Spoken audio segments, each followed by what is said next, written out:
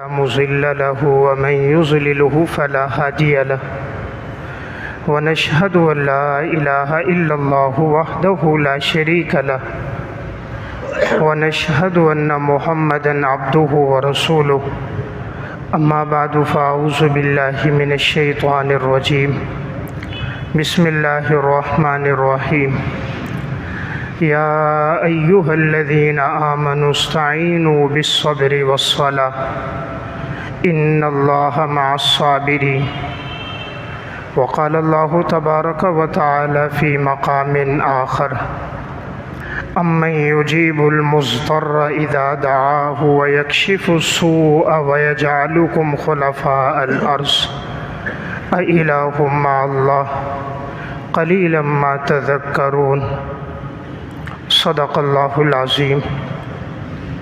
میرے انتہائی واجب الاحترام قابل صد احترام بھائیوں، دوستوں اور بزرگوں، اللہ رب العزت قرآن کریم میں ارشاد فرماتے ہیں یا ایھا الذین آمنوا استعینوا بالصبر والصلاۃ ان اللہ مع الصابرین۔ اے ایمان والو، تم اللہ سے مدد طلب کرو نماز کے ذریعے اور صبر کے ذریعے، اور یقیناً اللہ تعالیٰ صابرین کے ساتھ ہے۔ دوسرے مقام پر ارشاد فرمایا امن یجیب المضطر اذا دعاہ ویکشف السوء ویجعلکم خلفاء الارض۔ کون ہے جو مجبور کی، بے بس کی اور لاچار کی پکار کو سنتا ہے، اور کون ہے جو تکلیف کو تم سے دور کرتا ہے؟ بس وہی ہے جس نے تمہیں زمین میں اپنا جانشین بنایا ہے۔ کیا کوئی ہے اللہ کے علاوہ معبود؟ بہت کم لوگ ایسے ہیں جو ان باتوں سے نصیحت حاصل کرتے ہیں۔ قرآن کریم میں اللہ رب العزت نے ہمیں جس بات کا حکم دیا وہ ہے کہ اللہ سے مدد طلب کی جائے نماز کے ذریعے، صبر کے ذریعے۔ حضرات انبیاء علیہ الصلاۃ والسلام، خود رسول اللہ صلی اللہ علیہ وسلم اور حضرات صحابہ اکرام اور سلف کی زندگی میں ہمیں ایک بات نظر آتی ہے کہ ان حضرات پر جب بھی کوئی مصیبت، پریشانی، تکلیف اور آزمائش آئی تو یہ فوراً اللہ کی طرف متوجہ ہوئے اور انہوں نے نماز پڑھی، صلاۃ الحاجت پڑھی، اللہ کے سامنے گڑ گڑائے، نماز کے ذریعے اللہ سے مدد طلب کی تو رب العالمین نے فوراً ہی ان کی مدد فرمائی۔ تو اللہ نے ہم سب کو حکم یہ دیا ہے جب بھی کوئی پریشانی، تکلیف، آزمائش آئے تو انسان اللہ کی طرف رجوع کرے اور اللہ کی طرف متوجہ ہو نماز کے ذریعے۔ اللہ تعالیٰ کو نماز بڑی پسند ہے، اس لیے قرآن کریم میں ایک دو نہیں متعدد جگہ اللہ نے فرمایا اقیموا الصلاۃ وآتوا الزکاۃ، نماز قائم کرو اور زکوٰۃ ادا کرو۔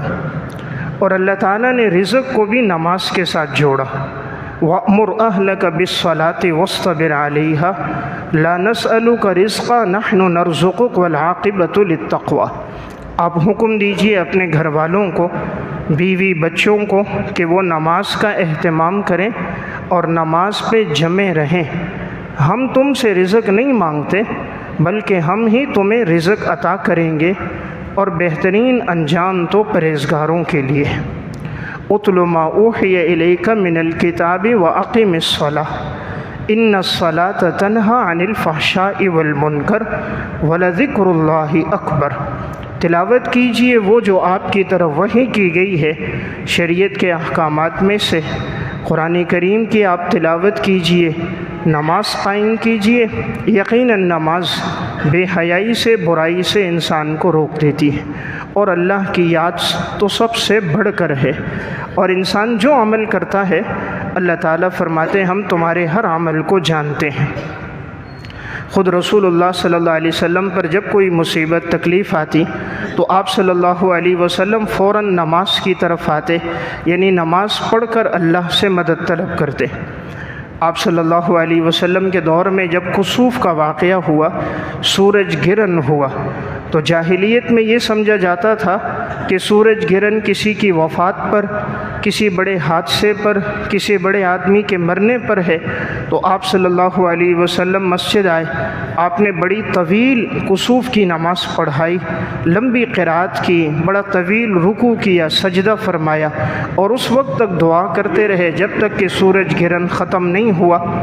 اور آپ صلی اللہ علیہ وسلم نے خطبہ دے کر فرمایا، اسی دن اتفاق سے آپ کے بیٹے ابراہیم کا انتقال ہوا تھا، تو کچھ لوگ سمجھنے لگے کہ شاید حضور کے صاحبزادے کے انتقال کی وجہ سے یہ سورج گرہن ہے، تو آپ صلی اللہ علیہ وسلم نے عقیدے کی اصلاح فرمایا اس کا تعلق کسی کی موت اور حیات کے ساتھ نہیں ہے، یہ اللہ کی نشانیوں میں سے ایک بڑی نشانی ہے، جس موقع پر یہ نشانی ظاہر ہو انسان اللہ کی طرف متوجہ ہو، یعنی نماز پڑھے، صدقہ کرے، غلام آزاد کرے۔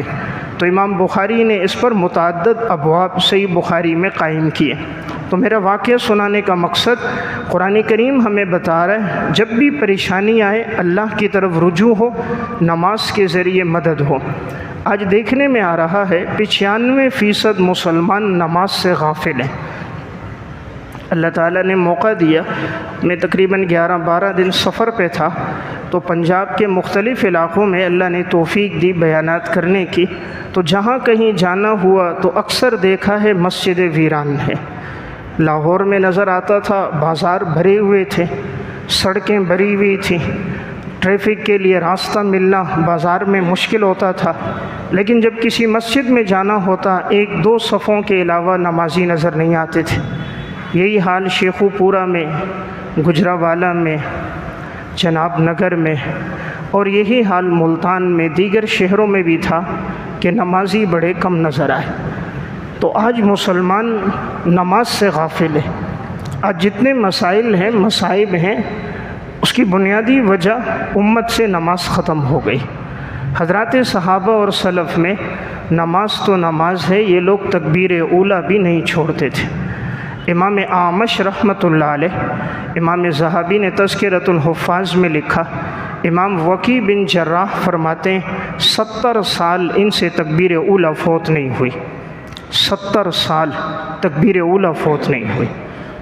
امام ابو نعیم اصفہانی رحمۃ اللہ علیہ حلیۃ الاولیاء میں ہے، مانودی للصلاۃ منذ 40 سنۃ الا وسعید بن المسیب فی المسجد، 40 سال سے سعید بن مسیب کا معمول تھا، یہ اذان سے پہلے مسجد میں موجود ہوتے تھے، تکبیر اولیٰ کے ساتھ صف اول میں نماز ادا کرتے تھے۔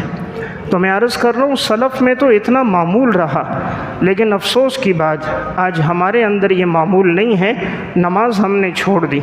آج کوئی پریشانی آتی ہے عاملوں کی طرف، ڈاکٹروں کی طرف، طبیبوں کی طرف، مخلوق کی طرف رجوع ہے، خالق کی طرف رجوع نہیں ہے۔ کتنے ہیں کہ پریشانی آئی اور وہ نماز کی طرف آئے؟ کتنے ہیں جنہوں نے صلاۃ الحاجت پڑھی؟ کتنے ہیں جنہوں نے صدقہ خیرات کیا؟ کتنے ہیں جو رات کے آخری پہر میں اٹھ کر اپنے گناہوں پہ ندامت کے آنسو بہاتے؟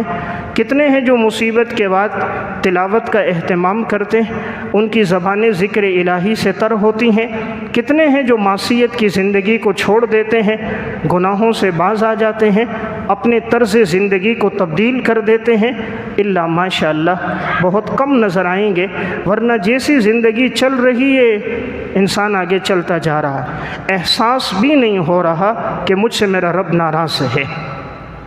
آج فیکٹری میں منیجر ناراض ہو جائے، انسان پریشان ہوتا ہے کہیں نکال نہ دے مجھ سے، حالانکہ اگر وہ نکال بھی دے گا رزق کی ذمہ داری اس نے نہیں لی، وہ کیا دے رہا ہے 20-25 ہزار دے رہا ہے اور آپ اس کے لیے 10-12 گھنٹے کام کر رہے ہو، اس کے لیے تو اتنی فکر مندی ہے وہ ہم سے ناراض نہ ہو۔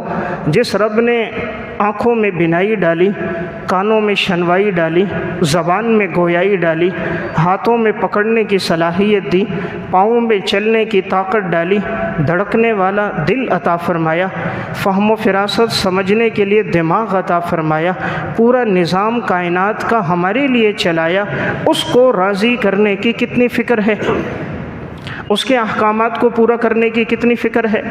تو میں چند واقعات عرض کروں گا۔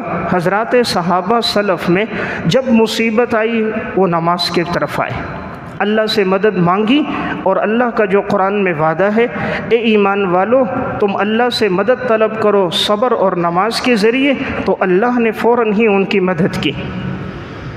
خود رسول اللہ صلی اللہ علیہ وسلم کی حالت تھی، جب کوئی پریشانی تکلیف آتی تھی آپ علیہ الصلاۃ والسلام سب سے پہلے مسجد آتے تھے، اللہ کی طرف رجوع کرتے، گڑ گڑاتے، دعا کرتے۔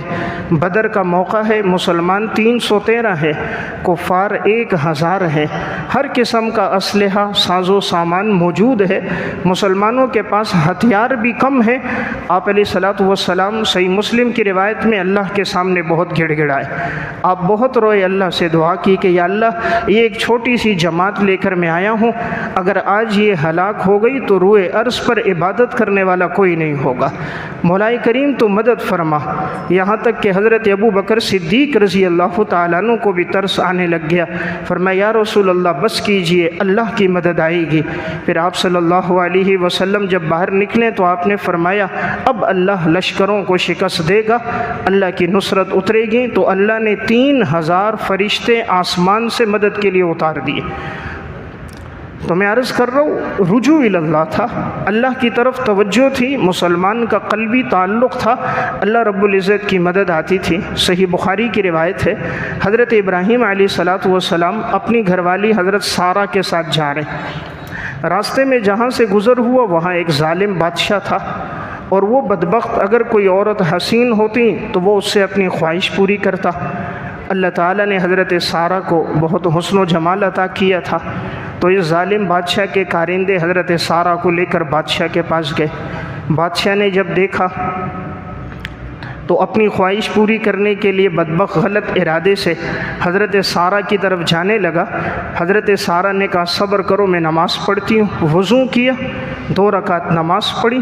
حضرت سارہ نے ہاتھ پھیلائے، اللہ سے دعا کی، اللہم ان کنت آمنت بک وبرسولک واحسنت فرجی الا علی زوجی فلا تسلط علی ھذا الکافر۔ یا اللہ میں تیرے اوپر ایمان لائی، تیرے رسول ابراہیم علیہ السلام پر میں ایمان لے کر آئی، میں نے زندگی حیا پاک دامنی میں گزاری، میرے قریب کبھی کوئی نہیں آیا سوائے میرے اس شوہر کے کہ جو حلال کے راستے سے قریب آیا، اے اللہ اس کافر کو میرے اوپر مسلط نہ کرنا۔ حضرت سارہ نے یہ دعا کی ہے، اسی وقت وہ جو بادشاہ تھا ایک دم نیچے گر گیا، بے ہوش ہو گیا، ایڑیاں رگڑنے لگ گیا، سخت تکلیف میں پڑ گیا۔ حضرت سارہ سمجھتی تھی شاید کہیں اس کا انتقال نہ ہو جائے، پھر اٹھیں 2 رکعت نماز پڑھی، اللہ سے دعا کی کہ یا اللہ اگر یہ مر گیا تو لوگ کہیں کہیں گے کہ بند کمرے میں سارہ نے اس کو مارا ہے، تو اے اللہ تو اس کو زندگی دے دے۔ دوبارہ ایک دم کھڑا ہو گیا، لیکن بدبخت میں شہوت تھی، خواہشات تھی، پھر غلط ارادے سے حضرت سارہ کی طرف ہاتھ بڑھانے لگا۔ پھر حضرت سارہ نے اللہ سے دعا کی، پھر نیچے گر گیا، بے ہوش ہو گیا، ایڑیاں رگڑنے لگ گیا۔ دوبارہ حضرت سارہ نے دعا کی، دوبارہ اٹھا، تیسری مرتبہ پھر غلط ارادے سے آنے لگا۔ حضرت سارہ نے پھر اللہ سے دعا کی، پھر گر گیا۔ اب جب ہوش آیا تو سمجھ گیا کہ یہ اللہ کی کوئی نیک بندی ہے، مجھ سے گناہ ہو رہا ہے۔ فوراً ان سے کہا کہ میں تمہیں چھوڑتا ہوں، جاؤ، اور ساتھ یہ باندی بھی ایک دے دی خدمت کے لیے۔ حضرت ابراہیم علیہ الصلاۃ والسلام باہر درخت کے نیچے نماز پڑھ رہے تھے، تو جیسے ہی حضرت سارہ باہر آئیں تو انہوں نے اشارے سے پوچھا کیا ہوا؟ کہا اللہ نے اس کافر کو ذلیل کر دیا اور اللہ نے خدمت کے لیے باندی بھی عطا فرما دی۔ تو میرا واقعہ سنانے کا مقصد، حضرت سارہ پر آزمائش آئی لیکن انہوں نے نماز پڑھی، اللہ سے دعا کی، تو اللہ کی کیسی مدد آئی کہ بند کمرے میں جہاں کوئی موجود نہیں، اسی بادشاہ کا دربار ہے، اسی کا محل ہے، اللہ نے اس پر غشی طاری کر دی۔ 3 مرتبہ غلط ارادے سے کھڑا ہوا ہے، تینوں مرتبہ گر گیا ہے، حضرت سارہ کے بال کو بھی نہیں چھو سکا۔ اللہ کی مدد آج بھی ہے، مسلمان کا ایمان کمزور ہے، اللہ کی ذات پر توکل کمزور ہے۔ ہم نے سب سے کمزور آج خدا کو سمجھا ہے۔ آج ہماری نیت کیا ہے؟ ہمارے مسائل کا حل دکان سے ہوگا، فیکٹری سے ہوگا، میری ملازمت سے ہوگا، میری گاڑی سے ہوگا۔ اللہ کی ذات کی طرف توجہ نہیں کہ رب کا حکم کیا ہے۔ نماز جاتی ہے جائے، اللہ کا حکم ٹوٹتا ہے ٹوٹے، جس سے شریعت نے منع کیا وہ حکم چھوٹتا ہے چھوٹے۔ جب رب مسلمان نے خدا کے حکم کی پرواہ نہیں کی تو رب العالمین نے بھی پھر اس کی پرواہ نہیں کی۔ تو میں ایک بات عرض کر رہا ہوں، اللہ قرآن میں فرما رہا ہے ایمان والو اللہ سے مدد طلب کرو نماز کے ذریعے۔ حضرت مریم، قرآن کریم میں اللہ واقعہ بیان فرما رہا ہے سورہ آل عمران میں۔ حضرت مریم حضرت زکریہ علیہ السلام کے ہاں تھی۔ حضرت زکریہ علیہ السلام پیغمبر، ان کے خالو ہیں۔ فرماتے ہیں جب بھی میں حضرت مریم کے پاس آتا، کلما دخل علیہا زکریہ المحراب وجد عندها رزقا قال یا مریم انا لک ھذا قالت هو من عند اللہ ان اللہ یرزق من یشاء بغیر حساب۔ زکریہ علیہ السلام حضرت مریم سے پوچھتے، مریم یہ رزق کہاں سے آیا؟ دروازے بند ہیں، اس محراب میں کوئی اور آدمی آ نہیں سکتا، یہ پھل فروٹ علاقے میں موجود نہیں ہے، بغیر موسم کے یہ پھل بند دروازوں میں یہاں کون لے کر آیا؟ حضرت مریم نے فرمایا یہ اللہ کی طرف سے، اور یقیناً اللہ رزق دیتا ہے جس کو چاہتا ہے بغیر حساب کے۔ اسی موقع پر زکریہ علیہ السلام نے ہاتھ اٹھائے، ہنالک دعا زکریہ ربہ، اسی وقت ہاتھ اٹھائے اور اللہ سے دعا کی، یا اللہ تو مجھے بھی پاکیزہ اولاد عطا فرما دے، تیرے خزانے میں کمی کوئی نہیں، تو حضرت مریم کو بغیر موسم کے پھل دے سکتا ہے، مجھ زکریہ کو بڑھاپے میں تو اولاد بھی دے سکتا ہے۔ ادھر زکریہ علیہ السلام کی دعا ہوئی، فنادتہ الملائکہ وہو قائم یصلی فی المحراب، تو فوراً فرشتے کی طرف سے اعلان ہوا اللہ کی طرف سے کہ اللہ نے زکریہ علیہ السلام کی خوشخبری سنانے کا حضرت زکریہ کو کہا، اس وقت جب زکریہ علیہ السلام محراب میں نماز پڑھ رہے تھے۔ اللہ قرآن میں فرما رہا ہے زکریہ محراب میں نماز پڑھ رہا ہے، اب اللہ کی طرف سے اعلان ہوا، فرشتہ آیا خوشخبری دی کہ اللہ خوشخبری دے رہا، اللہ آپ کو بیٹا دے گا، بیٹے کا نام بھی اللہ نے رکھ دیا حضرت یحییٰ۔ تو واقعہ سنانے کا مقصد دیکھیں، اللہ تعالیٰ نے حضرت زکریہ علیہ السلام نماز میں کھڑے اللہ سے مدد طلب کر رہے ہیں، ادھر فرشتہ آ گیا، خوشخبری بھی دے دی، بیٹا بھی عطا ہو گیا، نام بھی رکھ دیا گیا۔ تو میں نے عرض کیا مدد آئی نماز کے ذریعے، تو اللہ کا جو وعدہ پہلے تھا آج بھی وہی وعدہ ہے، اے ایمان والو تم اللہ کی طرف رجوع کرو، نماز کے ذریعے اللہ سے مدد طلب کرو۔ اسد الغابہ فی معرفت الصحابہ میں اور الاصابہ فی تمییز الصحابہ میں اور شرح اصول اعتقاد اہل سنہ والجماعہ، تینوں کتابوں میں یہ واقعہ ہے۔ حضرت ابو معلق انصاری رضی اللہ تعالیٰ عنہ صحابی ہیں، یہ صحابی تاجر تھے، تجارت کے ایک سفر میں یہ نکلے تو راستے میں جا رہے تھے، کہیں ڈاکو آ گئے، اور ان میں سے جو ایک ڈاکو تھا اس نے حضرت کا سارا سامان لوٹ لیا اور حضرت کو قتل کرنے کے ارادے سے آگے بڑھا، ہاتھ میں تلوار ہے۔ حضرت ابو معلق انصاری رضی اللہ تعالیٰ عنہ نے کہا مجھے 4 رکعت نماز پڑھنے کا موقع دے دو۔ اس نے کہا ٹھیک ہے پڑھو۔ حضرت ابو معلق انصاری کھڑے ہوئے، 4 رکعت نماز پڑھی، اللہ سے دعا کی، اے اللہ تو میری مدد فرما، اور اس چور سے، اس لوٹیرے سے تو میری جان کی، میرے مال کی حفاظت فرما، یہ ناحق غلط ارادے سے مجھے نقصان پہنچانا چاہ رہا ہے، یا اللہ تو اپنی قدرت اور طاقت سے میری غیبی مدد فرما دے۔ ابو معلق انصاری کہتے میں اللہ سے یہ دعا کر رہا تھا اور ادھر یہ شخص تلوار لے کے کھڑا ہے کہ میری نماز پوری ہو اور یہ مجھے قتل کرے، تو اچانک کہتے میں نے دیکھا ایک شخص نظر آیا جو سفید لباس میں، جس کا قد گویا آسمان سے لگ رہا ہو، پس وہ آیا اور اس نے وہ نیزہ لیا اور اس کے پیٹ میں مارا، وہیں اس ڈاکو کو قتل کر دیا۔ ابو معلق کہتے میں نے کہا آپ کون ہو؟ اس نے کہا آپ نے پہچانا؟ کہا نہیں۔ کہا میں چوتھے آسمان کا فرشتہ ہوں، جب تم نے پہلی دفعہ دعا کی تو آسمان میں یوں ایک گرج سی ہوئی، ایک آواز سی ہوئی، تو میں نے اللہ سے دعا کی یا اللہ اگر آپ کی اجازت ہو میں اس کی مدد کے لیے جاؤں؟ اللہ نے فرمایا جاؤ۔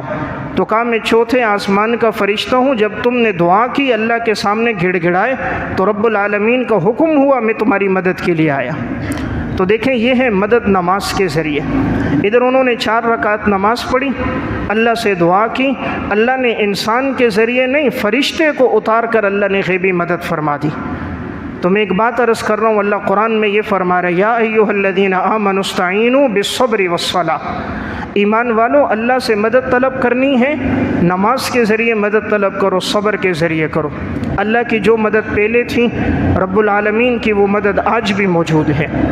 امام ابن ابی الدنیا رحمۃ اللہ علیہ متوفی 281 ہجری کی کتاب ہے الفرج بعد الشدہ، اس میں انہوں نے ایک واقعہ لکھا۔ ابراہیم تیمی رحمہ اللہ فرماتے ہیں ایک شخص کو ناحق گرفتار کر کے لایا گیا، اور جیل بہت تنگ تھی، بڑی مشکل سے جیل کے اندر وہ جگہ چند قیدیوں کے لیے تھی، انہوں نے زبردستی اور قیدی آتے ان کو بھی اس میں ٹھونستے، تو وہیں کھانا، وہیں پینا، وہیں قضائے حاجت، اور بڑی تنگ و تاریک جگہ، ہر وقت اس میں اندھیرا ہی اندھیرا، زمین دوز ایک جگہ بنائی ہوئی تھی، تو قیدی بڑی پریشانی میں تھے۔ جب ایک اور قیدی کو لایا گیا، وہ بے گناہ تھا اور اس کو بھی اسی جیل میں ڈالا گیا۔ اب پہلے ہی جگہ تنگ تھی، ان قیدیوں نے کہا بھائی تیری جگہ نہیں ہے، اس نے کہا انشاءاللہ ایک رات گزرنے دو، امید ہے اللہ میری رہائی کا انتظام کر دے گا، تم لوگوں کو میری وجہ سے تکلیف نہیں ہوگی جیل میں۔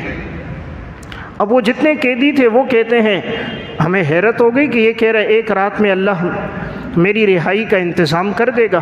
اب باقی جو قیدی تھے وہ دیواروں کے ساتھ ٹیک لگا کر جگہ بنا کے لیٹ گئے، یہ اسی وقت کھڑے ہو گئے، 2 رکعت نماز کی نیت باندھی ہے، تلاوت کرتے ہیں، اللہ کے سامنے روتے ہیں، اللہ سے دعا کرتے ہیں، یا اللہ مجھے ناحق لایا گیا، میرا قصور کوئی نہیں، مولا کریم تو ہر چیز پر قادر ہے، اے روشنی اور اندھیرے کے پیدا کرنے والے اللہ، اے مردوں کو زندہ کرنے والے اللہ، ساری کائنات پہ نگاہ رکھنے والے اللہ، سارے دلوں کی دھڑکنے والے اور ان تمام کی روحوں کے مالک اللہ، میں تجھ سے سوال کرتا ہوں صبح ہونے سے پہلے مجھے رہائی عطا فرما دے۔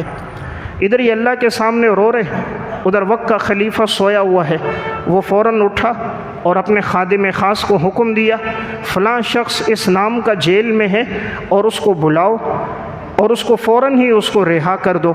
وہ گیا، وہاں تلاش کیا تو دیکھا یہ نماز پڑھ رہے تھے، ان کو بلایا، بلانے کے بعد ان کو رہا کر دیا۔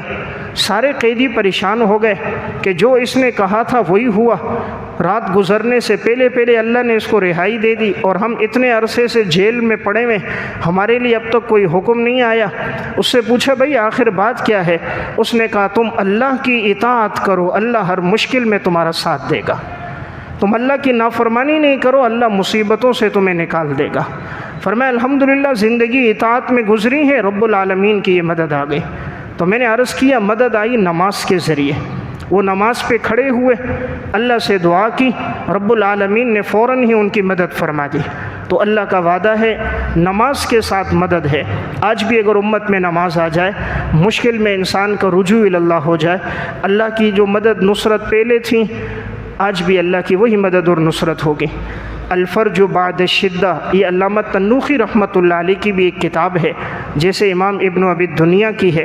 اس میں انہوں نے ایک واقعہ لکھا، خلیفہ ہارون الرشید کا دور تھا، ایک بڑا بادشاہ گزرا ہے، تو ہارون الرشید نے ایک دفعہ اپنے 2 نوکروں کو بلایا اور ان سے کہا جیل میں جو فلاں آدمی ہے، رات کا جب اندھیرا چھا جائے تم دونوں جانا، اس کو پکڑنا اور لے جا کر فلاں جنگل میں ایک بہت بڑی کھائی ہے، ایک بہت بڑا کھڈا ہے، وہاں جا کر اس کو نیچے پھینک دینا اور اوپر سے مٹی ڈال دینا، وہ اتنا بڑا کھڈا ہے کہ یہ نکل نہیں سکتا، وہیں پہ یہ مر جائے گا۔ ان دونوں نے رات کے آخری پہر میں اس نوجوان کو پکڑا، ہاتھوں میں رسیاں ڈالیں اور لے کر جا رہے ہیں۔ علامہ تنوخی رحمۃ اللہ علیہ لکھتے ہیں لے جاتے اس جگہ تک پہنچ گئے جہاں کا اس کو خلیفہ نے کہا تھا کہ اس کو کھڈے میں پھینک دینا۔ اس نے کہا مجھے 2 رکعت نماز پڑھنے دو۔ انہوں نے کہا چلو ٹھیک ہے، اب اس کی آخری خواہش ہے، اس کو پورا کر دیتے ہیں۔ وہ نوجوان 2 رکعت نماز کے لیے کھڑا ہوا، اللہ کے سامنے رویا، نماز کے بعد دعا کرنے لگا، یا اللہ قصور میرا کوئی نہیں ہے، ناحق میرے اوپر الزام لگا ہے، اس الزام میں یہ مجھے اس کنویں میں ڈالنا چاہ رہے ہیں، مولا کریم تو ہر چیز پر قادر ہے، تو ہی میری حفاظت فرما اور رہائی کے اسباب پیدا فرما۔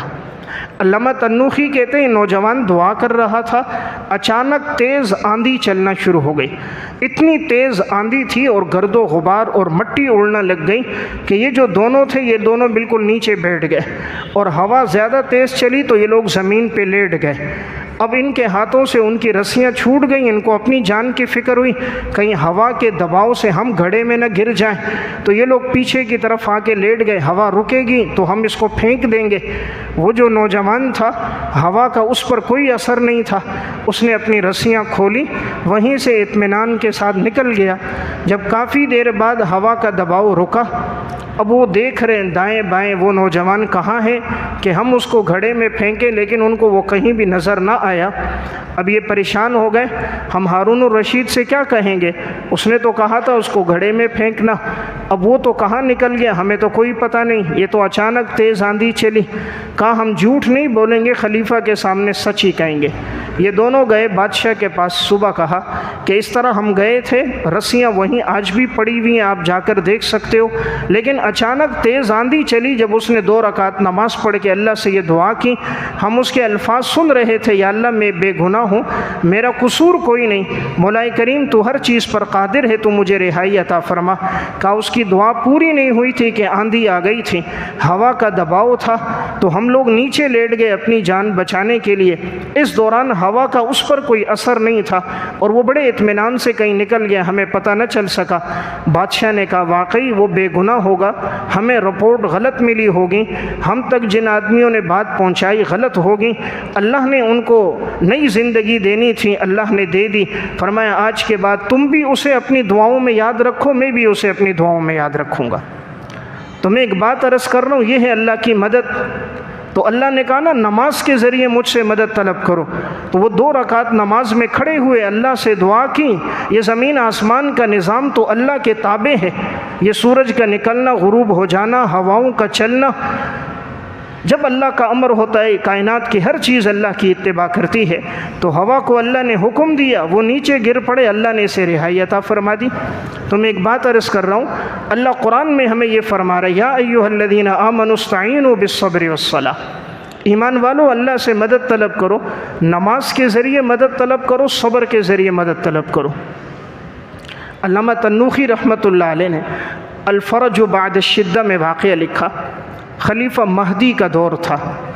ایک دفعہ یہ رات سویا ہوا تھا، اچانک رات کے آخری پہر میں مہدی اٹھ گیا، اپنے خادم خاص کو بلایا اور اس کے سر پہ ہاتھ رکھا اور کہا میں تمہیں قسم دیتا ہوں، آج سے پہلے میں نے تمہیں کبھی کوئی ایسی بات نہیں کہی زندگی میں، آج پہلی دفعہ تمہیں کہہ رہا ہوں، میں تمہیں قسم دیتا ہوں ابھی جاؤ اور وہ اہل بیت کا فلاں شخص جیل کے اندر موجود ہے، اس کو ابھی ابھی بلاؤ، اگر وہ ہمارے محل میں رہنا چاہے تو اس کو محل میں رکھو، بہترین اس کا کھانا پینا، اس کی غذا، اس کے اسباب ضروریات سب اس کو عطا کرو، اور اگر وہ اپنے گھر جانا چاہے اسے عمدہ سواری بھی دینا، دراہم دینار بھی دینا، خرچہ بھی دینا، محبت کے ساتھ اس کو رخصت کر دینا، ابھی ابھی جاؤ۔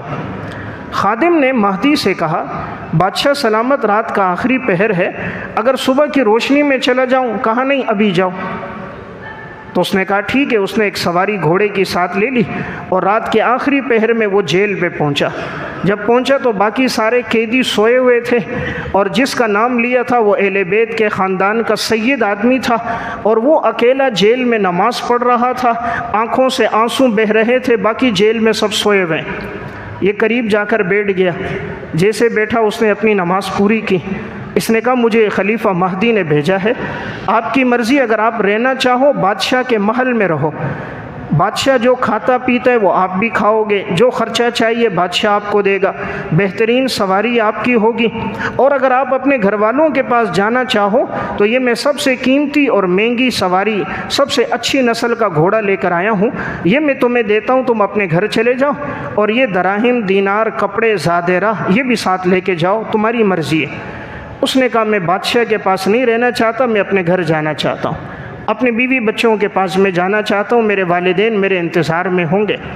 اب جب اس نے کہا ٹھیک ہے، ان کو رخصت کرنے لگا تو وہ خادم ان سے پوچھنے لگا آج سے پہلے کبھی ایسا نہیں ہوا کہ خلیفہ مہدی جو 3 بر اعظم کا بادشاہ، کہ وہ رات میں یوں اٹھا ہو اور میرے سر پہ ہاتھ رکھ کر مجھے قسم دے کر بھیجا ہو، آج پہلی دفعہ ہوا، پتہ نہیں بات سمجھ نہیں آ رہی، ماجرا کیا ہے، آپ بتاؤ یہ اللہ نے رہائی کا انتظام کیسے کیا؟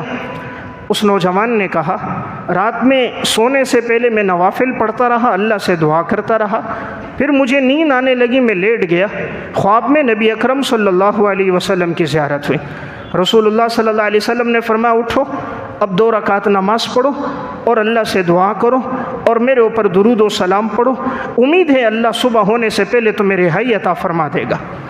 تو وہ نوجوان کہتا ہے میں اسی وقت اٹھا اور پھر میں نے وضو کیا اور نوافل شروع کر دیے، لگتا ہے اللہ نے میرے لیے اسی طرح رہائی کا بندوبست کر دیا۔ وہ خادم کہتے ہیں میں نے اس کو رہا کر دیا۔ جب میں مہدی کے پاس واپس پہنچا، مہدی انتظار میں بیٹھا ہوا تھا، لیٹا نہیں تھا۔ کہا بھئی کیا ہوا؟ کہا حضرت اس نے کہا میں گھر والوں کے پاس جانا چاہتا ہوں، میں نے اس کو چھوڑ دیا۔ کہا ٹھیک ہے تم نے بہت اچھا کیا، وہ رہا ہو گیا۔ اب یہ بادشاہ سے پوچھتا ہے، بادشاہ سلامت، آج سے پہلے آپ نے کسی کے بارے میں نہیں کہا کہ اس کو ابھی ابھی رہا کر دو، آپ نے پہلی دفعہ آج کہا، بات کیا ہے؟ خلیفہ مہدی نے کہا میں سویا ہوا تھا، خواب میں رسول اللہ صلی اللہ علیہ وسلم کی زیارت ہوئی۔ آپ صلی اللہ علیہ وسلم نے فرمایا تم نے میرے خاندان کے ایک فرد کو ناحق گرفتار کیا، تم نے اس کو جیل میں ڈالا ہوا ہے، اس کا قصور کوئی نہیں، صبح ہونے سے پہلے پہلے اس کو رہا کر دینا۔ تو مہدی اسی لیے کہتا میں گھبرا کے اٹھ گیا، میرے اوپر لرزہ طاری ہو گیا، اس لیے میں نے کہا صبح کی روشنی سے پہلے پہلے اس کو آزاد کر دینا، یہ اپنے گھر چلا جائے۔ یہ ہے 2 رکعت نماز میں طاقت۔ جب مسلمان کا اللہ سے تعلق قائم ہو جاتا ہے، اللہ وقت کے بادشاہ کو بیدار کر کے صبح کی کرنوں سے پہلے اس کو گھر پہنچا دیتا ہے۔ اللہ کی طاقت آج بھی ہے، مدد آج بھی ہے، اللہ کے خزانے آج بھی ہیں، زمین اور آسمان کے نظام اللہ کے تابع آج بھی ہیں۔ جس چیز کی کمزوری ہے وہ مسلمان کے عقیدے کی کمزوری ہے، مسلمان کے تعلق کی کمزوری ہے۔ آج صرف نیت بن گئی میرے مسائل تب حل ہوں گے جب میرا بیٹا سرکاری نوکر بنے گا، مسائل حل ہوں گے میرا بیٹا دبئی امریکہ جائے گا، مسائل حل ہوں گے میرا بیٹا پاؤں پہ کھڑا ہوگا، اتنی رقم لے کر آئے گا۔ وہ بیٹا فرض نماز چھوڑے، ماں باپ پر کوئی اثر نہیں، گھر میں کوئی نماز نہ پڑھے، ماں باپ پر کوئی اثر نہیں، لیکن بیٹا اسکول کالج یونیورسٹی نہ جائے، ماں باپ پوچھتے ہیں، نماز نہ پڑھے نہیں پوچھتے۔ باپ کے ہاتھ پہ 30-40 ہزار روپے لا کے رکھے، وہ ساری رات انٹرنیٹ دیکھے، کیبل دیکھے، کوئی پرواہ نہیں، اس کو پیسہ چاہیے۔ اولاد گندگی کی زندگی گزارے، فحاشی کی زندگی گزارے، حرام میں پڑ جائے۔ آج کے مسلمان کو احساس نہیں ہے۔ جب احساس تھا اللہ کی مدد تھی، جب نیت یہ ہوتی تھی کہ اللہ اولادوں کو نیک کر دے، گھر کا نظام ٹھیک ہو جائے، مسلمان کا تعلق مضبوط تھا، وہ اللہ سے مدد طلب کرتا تھا، گڑ گڑاتا تھا، اللہ کے سامنے آنسو بہاتا تھا، اس کے رونگٹے کھڑے ہو جاتے تھے، جسم کی کیفیت بدل جاتی تھی، آنکھوں سے آنسو رواں ہو جاتے تھے، اللہ کی مدد فوراً آتی تھی۔ آج چونکہ وہ مدد نہیں، ہم ہاتھ اٹھاتے ہیں لیکن ہمارا تعلق کہیں اور ہوتا ہے، ہمارا دل و دماغ کہیں اور متوجہ ہوتا ہے، اس لیے آج اللہ کی مدد نہیں۔ ابراہیم بن ادہم رحمہ اللہ سے کسی نے پوچھا تفسیر قرطبی میں، کہا حضرت دعائیں کیوں قبول نہیں ہوتی؟ لوگ دعا کرتے ہیں، دعا قبول نہیں ہوتی۔ فرمایا تم اللہ کو مانتے ہو لیکن اللہ کے احکامات پر عمل نہیں کرتے، رسول اللہ صلی اللہ علیہ وسلم کو پیغمبر مانتے ہو، حضور کی سنتوں پر نہیں چلتے، جنت کو مانتے ہو، برحق اس کے لیے اعمال نہیں کرتے، جانتے ہو جہنم اللہ کی طرف سے عذاب کے لیے سب سے بڑی جگہ ہے لیکن اس سے بچنے کا اہتمام نہیں کرتے، معلوم ہے کہ موت برحق ہے لیکن اس کے لیے تیاری کوئی نہیں کرتے، جانتے ہو قرآن خدا کا کلام ہے، پورا دن گزر جاتا ہے، مہینہ گزر جاتا ہے، 5 منٹ تلاوت نہیں کرتے۔ تو فرمایا کہاں سے دعائیں قبول ہوں؟ تو اللہ نے یہ سب چیزوں کو جو جوڑا ہے وہ اپنی اطاعت کے ساتھ جوڑا ہے، یہ کائنات کا نظام رب کی اطاعت کے ساتھ ہے۔ جو بندہ اطاعت میں لگا اللہ نے ان کی ضروریات کو پورا کیا، اللہ نے انہیں زندگی کو سکون عطا فرما دیا۔ تو میں ایک بات عرض کر رہا تھا، اللہ قرآن میں یہ فرما رہا ہے نماز کے ذریعے مدد طلب کرو۔ آج ہماری مسجدیں بھر جائیں، نمازیوں کی کثرت ہو جائے، بڑے افسوس کی بات، جہاں جانا ہوتا ہے، پنجاب کا چکر ہوا، سرحد ہوا، جہاں جائیں نمازی بالکل کم ہیں، 1-1.5 صف مسجدوں میں نمازی نظر آتے ہیں، باقی نمازی نہیں ہیں۔ تو آخر مسلمان اللہ کے حکم سے کیوں غافل ہے؟ یہی تو ایک حکم ہے جو روزانہ ہم پر متوجہ ہے۔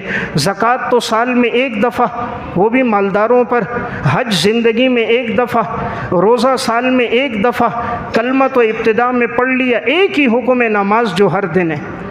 اور اگر اس میں بھی غفلت ہو تو پھر انسان پریشانیوں میں پڑتا ہے۔ تو میں ایک بات عرض کر رہا تھا، اللہ کا حکم ہے بندہ نماز کی طرف آ جائے، اللہ کی مدد اور نصرت آج بھی موجود ہے۔ آج کے دور کا ایک واقعہ عرض کروں، ناقابل فراموش سچے واقعات میں ایک واقعہ تھا۔ ایک شخص کہتا ہے میں گلگت سے آیا کراچی کام کے لیے، مجھے کوئی اور کام کہا جاتا نہیں تھا، میں ڈرائیور تھا، میں نے ٹیکسی خریدے، میں ٹیکسی چلاتا تھا۔ اب اس دوران ایک دفعہ گھر سے خط آیا کہ بچے نے کہا ابو جی میرے لیے سائیکل لے کر بھیجو۔ تو میں نے کہا چلو بیٹا مانگ رہا ہے، کچھ پیسے جمع کر کے بچے کے لیے بھیج دوں گا۔ تو کچھ رقم میں نے جمع کی، اچانک گاڑی میں کام نکل آیا، انجن میں اتنا کام تھا کہ وہ پیسے بھی اس میں لگ گئے اور مجھے کچھ ادھار بھی لینا پڑا اور وہ بھی اس میں لگ گیا۔ 3-4 دن گزرے، خط آیا، پتہ چلا والدہ بہت بیمار ہیں اور ان کا آپریشن کرانا ہے، اور آپریشن پہ اس وقت کا خرچہ 14,000 روپے ہے۔ تو 14,000 خرچہ آپریشن کا تھا، جو اس پر قرضہ ہو گیا تھا وہ بھی 14,000 تھا، اور 4,000 کی سائیکل تھی بچے کی اس ٹائم۔ اب یہ سوچ رہا اتنی 32,000 کی رقم میں کہاں سے لاؤں، اور اب پیسے بھی بھجوانے، والدہ کا آپریشن بھی قریب ہے، اور جو قرض دار ہیں وہ بھی مطالبہ کر رہے ہیں ہمیں دو۔ اب یہ کہتے ہیں شارع فیصل پہ میں جا رہا تھا تو میں نے اسی وقت ایک جگہ گاڑی روکی، قریب میں مسجد تھی، بڑے اہتمام سے وضو کیا کہ مجھ سے کوئی سنت چھوٹ نہ جائے، اور مسجد میں کونے میں آیا، 2 رکعت نماز پڑھی، اللہ کے سامنے خوب رویا کہ یا اللہ والدہ کا آپریشن قریب ہے، میرے پاس پیسے نہیں کہ بھجوا دوں، قرضہ میرے اوپر ہو گیا، وہ مانگنے کے لیے کھڑے ہیں، میرے پاس پیسے نہیں میں ان کو دے دوں، بیٹے کی خواہش ہے، 2 دفعہ خط میں کہا میرے پاس نہیں میں ان کو دلا دوں، مولا کریم تو ہر چیز پر قادر ہے۔ وہ کہتا میں اللہ کے سامنے رویا اور گڑ گڑایا، مسجد خالی تھی، کوئی نہیں تھا، میں رو رہا تھا، مجھے ہچکیاں لگ گئی تھیں۔ کبھی اللہ سے بھی تعلق ہونا، اللہ سے بھی انسان باتیں کرے، اللہ سے بھی منوائے، روئے اللہ کے سامنے۔ کہتا مجھے یقین تھا اللہ کی مدد آئے گی۔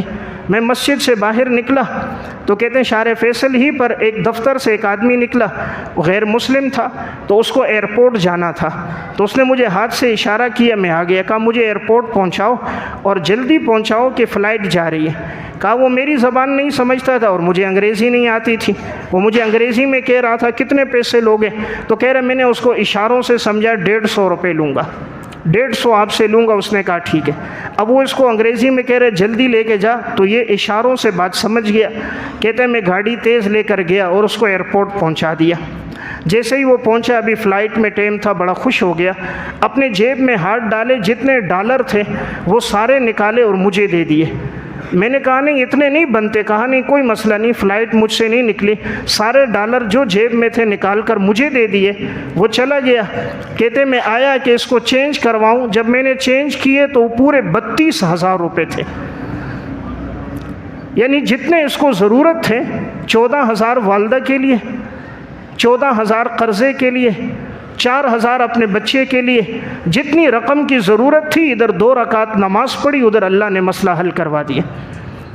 اللہ قرآن میں ایک بات فرما رہا ہے وَلِلَّهِ خَزَائِنُ السَّمَاوَاتِ وَالْأَرْضِ وَلَكِنَّ الْمُنَافِقِينَ لَا يَفْقَهُونَ، زمین اور آسمان کے خزانوں کا مالک تیرا اللہ ہے، لیکن منافق آدمی اس بات کو نہیں سمجھتا۔ جس کے دل پر دنیا کی محبت ہو، گناہوں کا دبا ہو، جس کا دل گناہوں کی ظلمت سے سیاہ ہو، اسے یہ بات سمجھ نہیں آتی، ورنہ سونے اور چاندی کا پیدا کرنے والا تو اللہ ہے، یاقوت اور زمرد کا خالق تو اللہ ہے، پیٹرول تیل معدنیات کا پیدا کرنے والا تو اللہ ہے۔ آج بھی اگر مسلمان کا رجوع اللہ کی طرف ہو جائے اور وہ اللہ سے گڑ گڑا کے مانگے، آج بھی اللہ اس کے لیے اسباب پیدا کر دیتا ہے۔ آج سے چند سال پہلے ڈپٹی کمشنر گزرے پاکستان کے، مشہور ہیں قدرت اللہ شہاب، یہ بڑے ادیب بھی تھے اور بڑے اچھے لکھاری تھے، اردو ادب میں اللہ نے ان کو بڑی مہارت دی تھی۔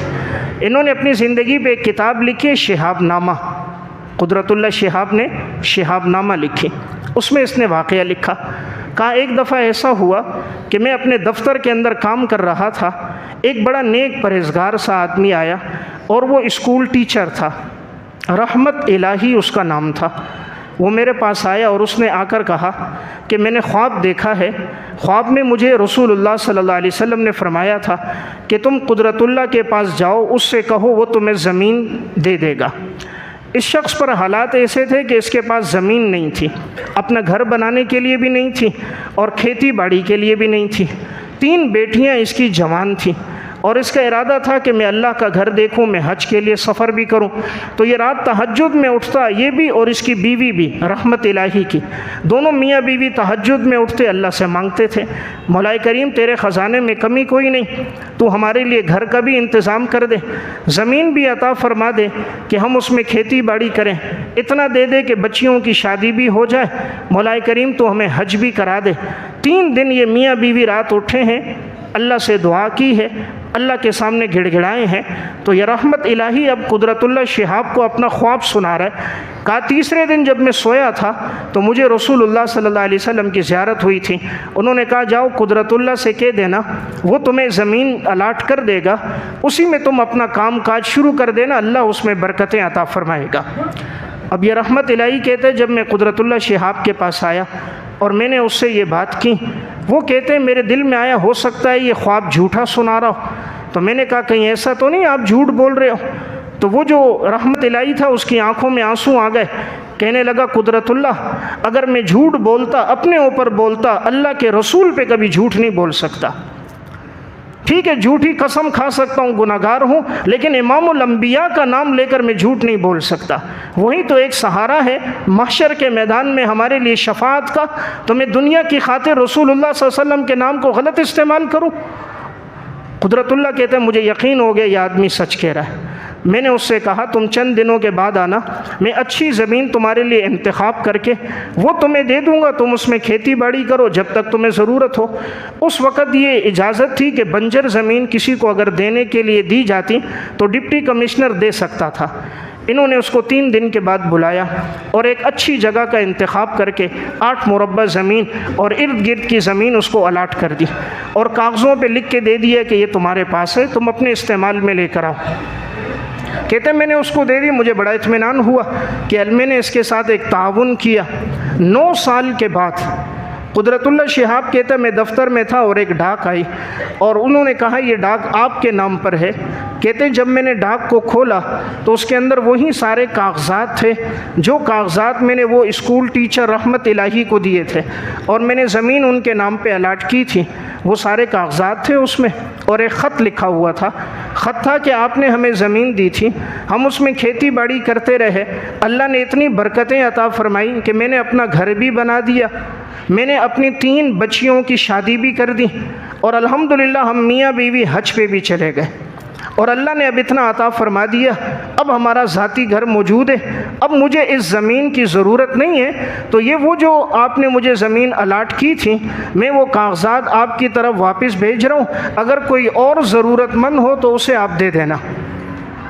رحمت الہی کہ یہ خط جب قدرت اللہ شہاب نے پڑھا تو وہ کہتا ہے میری آنکھوں میں آنسو آ گئے۔ آج بھی ایسے دیانتدار لوگ موجود ہیں کہ 9 سال کے بعد، حالانکہ زمین اس کو دے دی تھی، اس نے کہا اللہ نے میری ضرورتوں کو پورا کر دیا، حج بھی ہو گیا، اللہ نے اپنا گھر بھی دے دیا، بچیوں کی شادیاں بھی ہو گئیں، اور دوبارہ اس نے وہ واپس کاغذات اس کو بھیج دیے، کسی اور ضرورت مند کو دے دو۔ میرا واقعہ سنانے کا مقصد 3 دن میاں بیوی رات کو اٹھے، رات کے آخری پہر میں اللہ سے دعا کی ہے، اللہ نے خواب میں شوہر کو رسول اللہ صلی اللہ علیہ وسلم کی زیارت بھی کروا دی، زمین بھی الاٹ ہو گئی، اللہ نے برکتیں بھی عطا فرما دی، بچیوں کی شادی بھی ہو گئی، مکان بھی بن گیا، اللہ نے حج بھی کروا دیا۔ اس اللہ کی قدرت طاقت آج بھی موجود ہے۔ اصل بات مسلمان کا ایمان کمزور ہو گیا، آج مسلمان رب کے حکم کو چھوڑ رہا ہے، نماز کا اہتمام نہیں، جھوٹ بولنا ہے، جھوٹی قسم کھانا ہے، خیانت کرنا ہے، دھوکہ دینا ہے۔ آج وہی شریف ہے جس کو موقع نہیں ملا، ورنہ جس کو جو موقع اور بس چلتا ہے وہ اللہ کے حکم کو توڑتا ہے۔ اس لیے جو حالات ہیں، جو پریشانیاں ہیں، مصائب ہیں، یہ ہماری وجہ سے ہیں، اللہ نے ہم پر ظلم نہیں کیا۔ اللہ قرآن میں کہہ رہا ہے ان اللہ لا یظلم الناس شیئا ولکن الناس انفسهم یظلمون، میرے بندوں میں تم پہ ظلم نہیں کرتا، تم گناہ کر کر کے اپنے اوپر ظلم کرتے ہو۔ آج بھی کوئی تاجر دیانتداری سے تجارت کرے اللہ برکتیں دیتا ہے۔ یہ جو حالات آتے ہیں یہ ہماری خیانت کی وجہ سے آتے ہیں، ہم خیانت کرتے ہیں، مارکیٹ میں بات پھیل جاتی ہے فلاں جھوٹا آدمی ہے، فلاں خائن ہے، فلاں دھوکے باز ہے، فلاں فراڈی ہے، فلاں غلط چیز دیتا ہے۔ یہ اللہ نے تو نہیں کہا تم خیانت کرو، یہ اللہ نے تو نہیں کہا تم فراڈ کرو، دوسروں کی چیزوں پہ قبضہ کرو، یہ ظلم ہم نے خود کیا، ہم نے دوسروں کا حق دبایا، مزدور کو اس کی مزدوری نہیں دی اور ادنا چیز کو اعلیٰ بنا کے فروخت کیا، 2 نمبر کا کام ہم نے کیا، رب کے احکامات کو ٹھکرایا، اللہ نے آزمائشوں میں ڈال دیا۔ تو میری ایک گزارش تھی، اللہ قرآن میں ایک بات فرما رہا ہے یا ایھا الذین آمنوا استعینوا بالصبر والصلاۃ، ایمان والو اپنے رب سے مدد طلب کرو نماز اور صبر کے ذریعے۔ آج یہ 2 چیزیں آ جائیں، اللہ کی جو مدد 1400 سال تک پہلے تھی وہ مدد آج بھی ہوگی۔ اللہ ہم سب کو عمل کی توفیق عطا فرمائے۔